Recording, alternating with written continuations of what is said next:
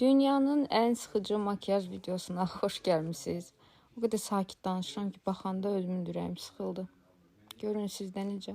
Analini olaraq şuanşidən istifadə edirəm. Konsiler olaraq Maybelline'dən istifadə edəcəm bugün.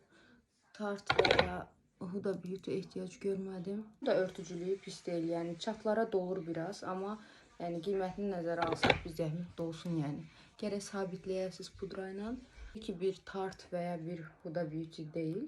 Fırça ilə biraz yedizdirirəm. Göz altlarımı yenə Givenchy'dən tonal kremlə eyni seriyadan olan, Prism Libre seriyasından olan transparan pudra ilə sabitləyirəm ki, daha qalıcı olsun və çatlara dolmasın. İndi isə yenə Givenchy'dən, bugün niyəsə əlim ancaq bu məhsullara gedir.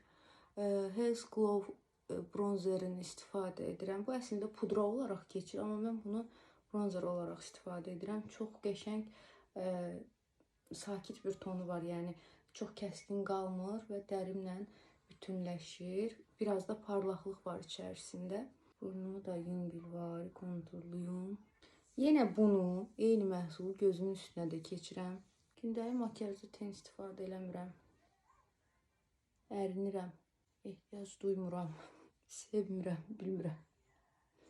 Ten sevmirəm niyəsə. Ten, məsələn, fərqli rənglərdə tenlərdən istifadə etmək falan mənə qəribə gəlir. Niyə gözün üstü, məsələn, rəngli olsun ki? Məsələn, niyə yaşıl olsun gözün üstü? Yalnız belə bu tonlarda bəlkə. Yenə Givenchy'dən. Bu da eyni seriyadır. Prism seriyasıdır. 100 ildir məndə var, adını indi oxuyuram.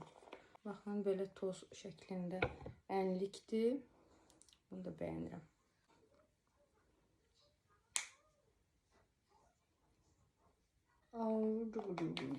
Şunu da bağladım. Orada dırnağım qırılıb.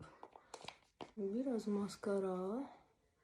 Bədgəl maskarasından istifadə edəcəm. My best. İsə dodağımı kontrol edirəm. Yenə 32 natural rəng. Üstündən də Givenchy'nin La Rouge seriyasından olan rəngi nömrəsi silinib. 0-10'dur deyəsən. Yəni nömrəsi oxunmur artıq. Çoxdan var məndə. Gör nə qəşəng rəngi var. Və makyajım bitdi. Qaşlarıma heç nə eləməyəcəm. Saçımı bəlkə yığdım, bilmirəm. Bu arada çox pis işıq da elədim makyajı. İnşallah çölə çıxanda bir şok yaşamaram.